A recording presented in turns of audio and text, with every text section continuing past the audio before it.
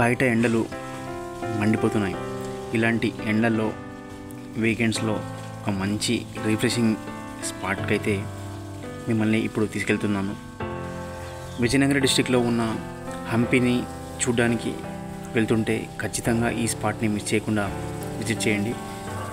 అంజనాద్రి పర్వతానికి దగ్గరలో సనాపుర విలేజ్కి దగ్గరలో ఈ రెస్టారెంట్ అయితే మనకి ఉంటుంది.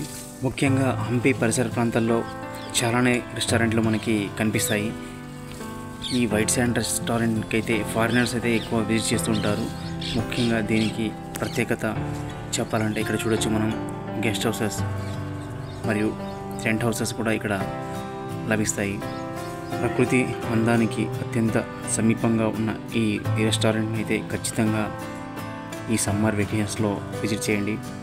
ముఖ్యంగా ఈ వైట్ శాండ్ రెస్టారెంట్ యొక్క ప్రత్యేకత చెప్పాలంటే ఈ వైట్ శాండ్ రెస్టారెంట్కి ఫారినర్స్ అయితే ఎక్కువ విజిట్ చేస్తూ ఉంటారు. ఇక్కడ రెస్టారెంట్లో మంచి రుచికరమైన ఫుడ్తో పాటు మ్యూజిక్ ఇన్స్ట్రుమెంట్స్ అయితే మనకి ఉంటాయి. ఈ రెస్టారెంట్ బ్యాక్ సైడ్ అయితే మనకి తుంగభద్ర రివర్ అయితే మనకి ఉంటుంది.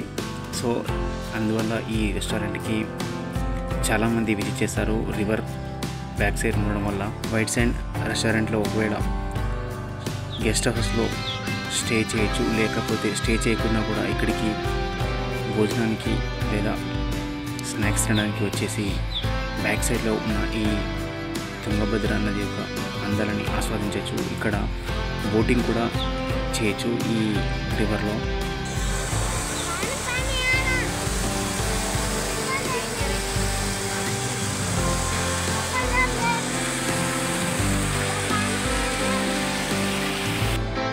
ముఖ్యంగా ఇక్కడ ప్రత్యేకత చెప్పాలంటే తుంగభద్ర రివర్ వాటర్ ఫ్లోతో పాటు న్యాచురల్గా ఫామ్ అయిన ఈ కొండలను అయితే ఇక్కడ చూడొచ్చు. మనం రివర్లో బోటింగ్ చేస్తూ ఉంటే ఏదో ఒక ఫారిన్ లొకేషన్లో మనం ఉన్నట్టు మనకి అయితే ఖచ్చితంగా అనిపిస్తుంది.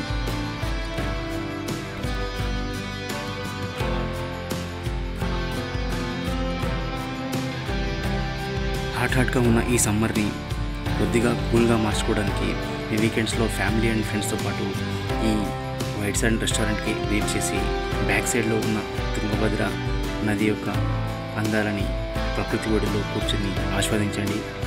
హోప్ ఈ వీడియో మీకు నచ్చింది అనుకుంటున్నాను. ఇలాంటి మరిన్ని వీడియోస్ కోసం please like, share, subscribe, comment to my channel.